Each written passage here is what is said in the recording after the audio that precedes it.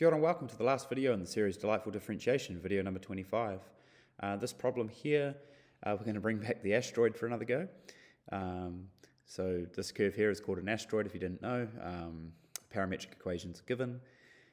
And we need to prove that if we take a tangent at any point P on this curve and then work out the coordinates of the intercepts, x-axis and y-axis intercept A and B, we need to prove the length of the line AB is a constant. And I chose to bring back the asteroid into this series because in the last couple of years, the scholarship calculus exam has featured the asteroid. 2023, we see an asteroid curve here and we needed to find the perimeter of it. In 2022, the same asteroid curve and we needed to find the area of it. So, hey, who knows? The exam might go for the three-peat this year and bring back the asteroid for a third go. So let's prepare for it by looking at another problem that involves it.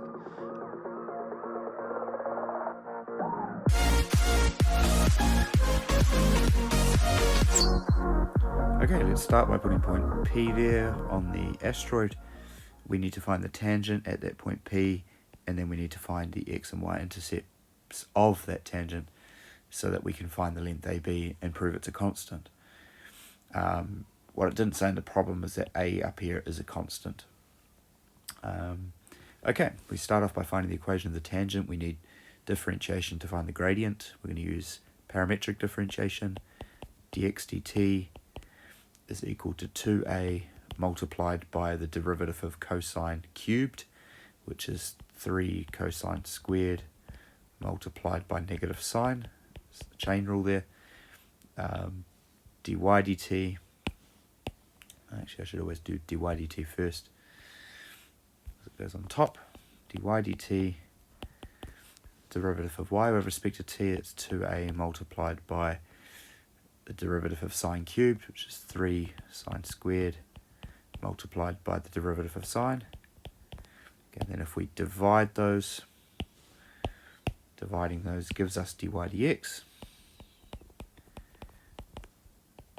And then we've got some cancellation there, cancellation there.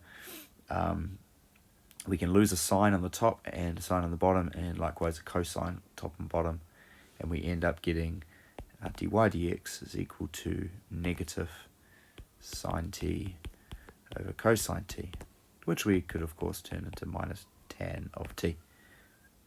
Now, the parametric equation here, the parameter is little t, but we're now talking about a specific point on the curve, so we need to maybe change the lettering up to make it clear that we're talking about a specific point.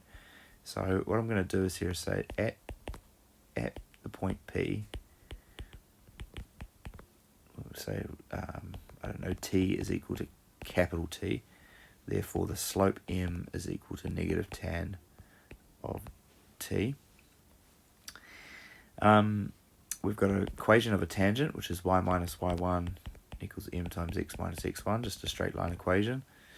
And we can use the x1 and y1 as specific points if we go back to the equations and we just change the lowercase t to a capital T. It seems like, why would you bother doing that? But it's just understanding that you're talking about a specific point, although, I guess in reality, P can be anywhere. So x1 is 2a cosine cubed of t, and y1 is the sine, so y minus 2a sine cubed of capital T equals minus tan of t. Actually, because of the sines and cosines in this, I'm just going to stick with sine t over cosine t. And then it's x minus the x1 value of 2a cosine cubed of t. Okay, so that's our tangent equation in terms of t. Now we need to find the intercepts. So the y-axis intercept can be found by making x 0 in this tangent equation and then rearranging for y. So we get y equals 2a sine cubed t, that goes on the other side of the equation, minus, actually no, it's not a minus because x will be 0 And then we have a minus in front of the slope and a minus in front of the x1. So it's plus 2a.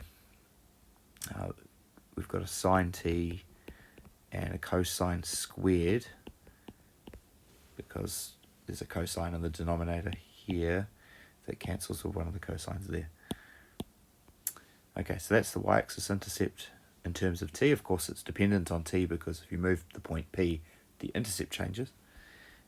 Likewise, we need to find an x-axis intercept. So we go about making y 0 this time round and make x a subject. Rather than expanding those brackets, I'm just going to multiply both sides of the equation by cosine t to get rid of the fraction. And this time y is equal to 0. So we're going to have minus 2a sine cubed of t multiplied by cosine of t equals minus sine of t times x minus 2a cosine cubed. And then I'm going to divide both sides by minus sine. So we're going to lose a minus there, and we're going to lose a sine from both. And then I'm going to add 2a cosine cubed to get x as the subject.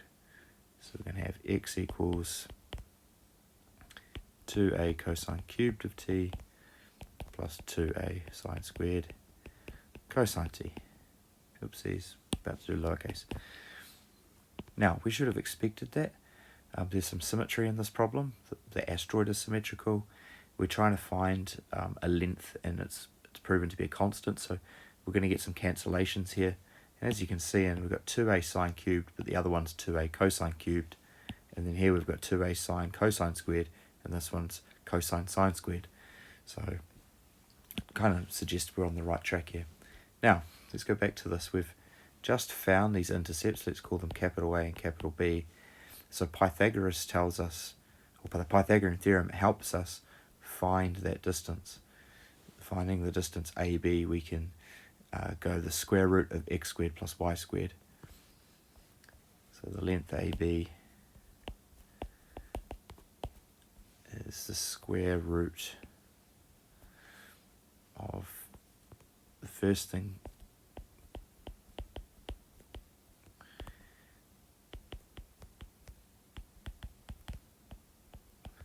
started writing small because I was realizing I'm going to run out of space here, plus the other thing squared.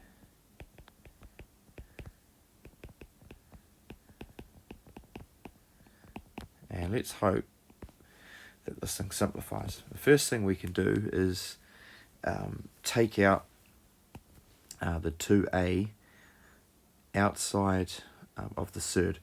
So we've got a 2a inside here. It's a common factor, but it's also been squared, which makes 4a squared. There's also the same thing in here. And then when we square root it, it's back to 2a. So it's a 2a on the outside of the surd.